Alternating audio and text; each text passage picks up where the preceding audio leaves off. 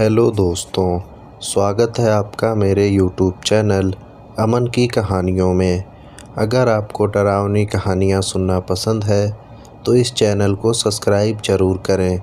ऐसा करने से आगे आने वाली वीडियो आपके पास आसानी से पहुंच जाएगी।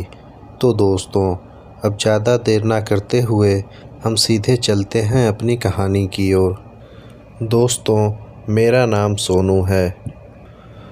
एक रात मैंने चाचा जी से सुना कि गांव में नदी के पार कुछ रहता है जो अपनी मर्ज़ी से कोई भी रूप ले लेता है और उसके हंसने की आवाज़ बहुत डरावनी होती है, जो दूर दूर तक सुनाई देती है।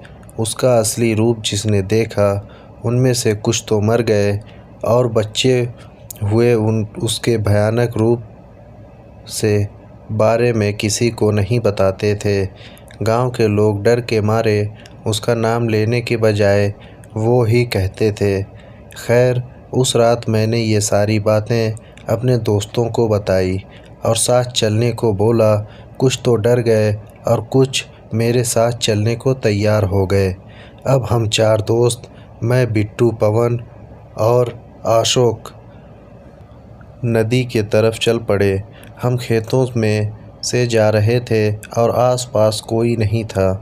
फिर हम नदी के ऊपर बने पुल से नदी पार करके बंजर जगह पर पहुंच गए, जहां बहुत से आम के पौधे थे और उनके ऊपर आम के फल लगे हुए थे, जिसके अंदर से बहुत ही सुगंध आ रही थी। हमें बाद में पता चला कि उस पर थूकने से वो पीछे पड़ जाता है। पवन ने आम समझकर उसे खा लिया और कड़वा होने की वजह से वहीं पौधे पर थूक दिया। अचानक हमें पीछे से किसी के दौड़ने की आवाज़ आई, पर वहाँ कोई नहीं था। हम डर कर घर की तरफ भागे और गांव में पहुंचकर अपने घर की तरफ चल दिए। पवन और बिट्टू का घर एक ही रास्ते में था। जब वो साथ साथ चल रहे थे तो तभी पवन के पापा सामने खड़े मिले और बोले, बेटा, मैं तुम्हारा ही इंतज़ार कर रहा था। और वो तीनों साथ में चल पड़े। बिट्टू के घर के पास पीर बाबा की दरगाह थी। बिट्टू के पापा ने वहाँ पहुँचने से पहले ही पवन से बोला कि बेटा, आज दूसरे रास्ते से चलते हैं। पवन बोला, चलो ना पापा, इसी रास्ते से चलते हैं। बिट्टू को भी घर छोड़ देंगे और दरगाह पे माथा भी टेक लेंगे। पर उसके पापा ने गुस्से में नहीं बोला और दूसरे रास्ते की तरफ चल पड़े। बिट्टू अपने घर की तरफ चल पड़ा और अचानक दरगाह के पास गिर पड़ा। पवन अपने पापा से हाथ छुड़ाकर बिट्टू को उठाकर उसके घर ले गया। उसने पीछे मुड़कर भी नहीं देखा। जब वो दोनों बिट्टू के घर पहुँचे तो उनके ये देखकर होश उड़ गए कि बिट्टू और पवन दोनों के पापा बातें कर रहे थे। पवन को देखकर वो बोले, कहाँ खेलने गए थे बेटा, इतना टाइम हो गया। पवन घबरा कर बाहर की तरफ दौड़ा और उसे दूर दूर तक कोई नज़र नहीं आया और अचानक एक डरावनी हंसी की आवाज़ सुनाई दी और सब शांत हो गया। उसके बाद ये सारी बात उसने मुझे बताई और आज तक वहाँ कभी नहीं गए। इस घटना को कई साल बीत गए हैं, लेकिन पवन आज भी उस डरावनी हंसी को नहीं भुला पाया है। तो दोस्तों, इस कहानी में बस इतना ही। अब हम चलते हैं अपनी अगली कहानी की ओर। दोस्तों, यह कोई काल्पनिक कहानी या फिल्म की कहानी नहीं है, बल्कि आँखों देखा सच है। मैं कंपनी की ओर से पिकनिक पर गया हुआ था। पिकनिक शहर के बाहर एक रिसॉर्ट में थी। पहले कंपनी के लोगों ने क्रिकेट और अन्य खेल खेले, उसके बाद रिसॉर्ट में ही बने वाटर पार्क में चले गए। वहाँ केवल कुछ लोगों को ही तैरना आता था, तो वो सब गहरे पानी में तैर रहे थे। बाकी सब कम गहरे पानी में तैर रहे थे। हम दोस्तों में एक शर्त लगी, पानी में एक सिक्का फेंका जाएगा और जो सबसे कम समय में सिक्का ढूंढ कर ले आएगा वो जीत जाएगा। सबने बारी बारी से गोता लगाया, मगर किसी को सिक्का तक नहीं मिला। अगली बारी मेरी थी। मैं भी कूद गया, लेकिन पानी में जाते ही दृश्य बदल गया। मैंने पाया कि ज़मीन 20 या 25 फुट दूर थी। नीचे एक कब्रिस्तान दिखाई दे रहा था। वहाँ एक औरत खड़ी थी जो चेहरे और पोशाक से भारतीय नहीं लग रही थी। उसके हाथ में वही सिक्का था। वह अपना हाथ ऊपर की ओर करके खड़ी थी। ऐसा लग रहा था कि मानो कि वो मुझे ही सिक्का देने के लिए खड़ी हो। मैं जैसे ही उसके सम्मोहन में आगे बढ़ता चला जा रहा था, कुछ ही क्षणों में मैं उसके करीब था और मैंने उसके हाथ से सिक्का ले लिया। जैसे ही मैं वापस आने लगा, उसने मेरा हाथ पकड़कर खींच लिया। अब उसका और मेरा चेहरा आमने सामने था। एक ही पल में उसका चेहरा बदल गया और एक भयानक रूप ले लिया। उसकी आंखों से खून निकल रहा था और उसके चेहरे पर एक भयानक सी मुस्कान थी। मेरे डर की कोई सीमा नहीं थी। मैं डर के मारे कांप गया। मैंने झटके से अपना हाथ छुड़ाया। हाथ छुड़ाते ही कब्रिस्तान और महिला दोनों गायब हो गए और मैंने अपने आप को पूल में पाया। मुझे लगा जैसे कि मैं किसी सपने में जगा हूँ। मैं जल्दी से पानी से बाहर आ गया और दूर जाकर बैठ गया। मेरी सांस फूल रही थी और मैं खांस रहा था। मेरे दोस्तों मेरी मदद करने लगे। थोड़ी देर में मैं सामान्य था। हर कोई पूछ रहा था कि क्या हुआ। मैंने बस सिर हिलाते हुए कुछ नहीं मैंने जवाब दिया। मैंने मुट्ठी खोल कर देखी तो सिक्का मेरे हाथ में था। ये देखकर मेरे दोस्त खुशी से उछलने लगे और मुझे बधाई देने लगे। दोस्तों ने फिर से शर्त लगाई, मगर मैं फिर से पानी में नहीं गया। शाम हो गई थी। हमारी बस जाने वाली थी। हम कुछ लोग सिगरेट पीने बाहर चले गए। मेरे दोस्त मजाक कर रहे थे और ज़ोर ज़ोर से हंस रहे थे। सामने खड़े एक अंकल हमारी बातें गौर से सुन रहे थे और बीच बीच में तड़का भी मार रहे थे। मैं चुपचाप खड़ा था। मेरे एक दोस्त ने मजाक में पूछा कि मैं तब से चुप क्यों हूँ, क्या कोई अंदर भूत देख लिया है क्या? ये सुनकर अंकल ने मजाकिया लिहाज में कहा कि अंग्रेज़ों के ज़माने में यहाँ कब्रिस्तान हुआ करता था। ज़रूर किसी गोरे का भूत देख लिया होगा। ये सुनकर सब हंसने लगे, मगर मुझको यकीन हो गया था कि जो मैंने देखा वो मेरा वहम नहीं था। तो दोस्तों, इस कहानी में बस इतना ही। अब हम चलते हैं अपनी अगली कहानी की ओर। मेरे मामा जी की लड़की की शादी थी। शादी गांव में थी। एक दिन पहले गाने बजाने का माहौल चल रहा था। मेरे भाई के कुछ दोस्त भी आ रखे थे। उनकी पड़ोस के घर की छत पर पीने पिलाने की दावत चल रही थी। भाई ने मुझसे पैसे दिए और अपने एक दोस्त के साथ मीट लेने भेज दिया। मामा के घर पर मांसाहारी खाने की मनाही है, इसलिए हमें ये काम चुपके से करना था। हम दोनों बाइक पर सवार होकर निकल पड़े। सड़क बिल्कुल सुनसान थी। वह बाइक की लाइट के अलावा कोई रोशनी नहीं थी। वापस आते समय घर से करीब 1 किलोमीटर पहले हमारी बाइक रुक गई।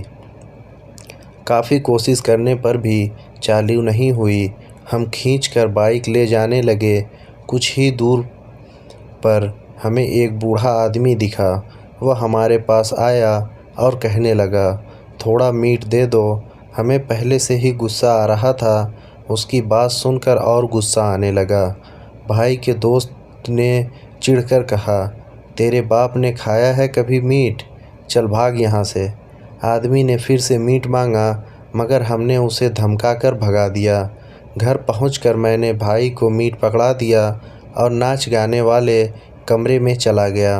वहां जाकर देखा तो नाच गाना बंद हो गया था। सब लोग दीदी को घेर कर खड़े थे। दीदी अजीब सी हरकतें कर रही थी और कह रही थी, मुझे मीट खाना है।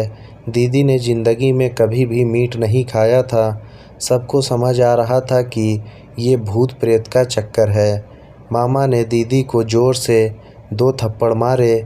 दीदी ठीक हो गई, मगर मामी अजीब सी हरकतें करने लगी। ये सिलसिला चलता रहा। भूत एक को छोड़ता तो दूसरे पर लग जाता। सब भूत को समझाने लगे कि इस घर के लोग मांस मछली छूते तक नहीं हैं, पर भूत ने बताया कि इस घर के कुछ लोगों ने मीट मंगवाया है और मेरे मांगने पर मुझे नहीं दिया। ये सुनकर कुछ कुछ बात मेरे समझ में आने लगी। मैं भागकर भाई के पास गया और घर और रास्ते पर हुई घटना के बारे में बताया। भाई ने वहाँ से मीट का एक टुकड़ा उठाया और चल दिया। उस समय भूत दीदी पर लगा हुआ था। भाई ने मीट का टुकड़ा दीदी के मुंह में डाल दिया, तब जाकर दीदी शांत हुई। थोड़ी देर बाद सब सामान्य हो गया और सब अपने अपने काम में लग गए, मगर मामा थोड़े गुस्से में लग रहे थे। शायद वो भाई से गुस्सा थे। तो दोस्तों, इस कहानी में बस इतना ही। अब हम चलते हैं अपनी अगली कहानी की ओर। हेलो फ्रेंड, मेरा नाम अंकिता शर्मा है। मैं दिल्ली के आनंद विहार की रहने वाली हूँ। मैं पेशे से वकील हूँ। मेरे पति एक आईटी कंपनी में मैनेजर हैं। मेरे साथ जो घटना हुई है वो मैं आपको इस कहानी के ज़रिए बताना चाहती हूँ। यह घटना तब की है जब मैं 26 साल की थी और 7 महीने से प्रेग्नेंट थी और अपने बेबी का ख्याल रखने के लिए छुट्टियों पर थी। उस रात मेरे पति जब शाम को ऑफिस से लौटे तो हमने पास के ही एक पार्क में टहलने का प्रोग्राम बनाया। रात को 9 बज रहे थे और हम अपनी कार से वहां पहुंचे ताकि रात को वापस आते वक्त दिक्कत ना हो। वहां हमने देखा कि लोग बाग वहां टहल रहे थे। हमने भी वहां आधे घंटे तक चहलकदमी की। फिर जब थक गए तो वापस चलने का निर्णय किया।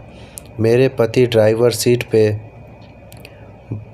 पर थे और मैंने जैसे ही अपनी तरफ का कार का गेट खोला, एक बूढ़ी औरत मेरे ड्रेस को खींचने लगी।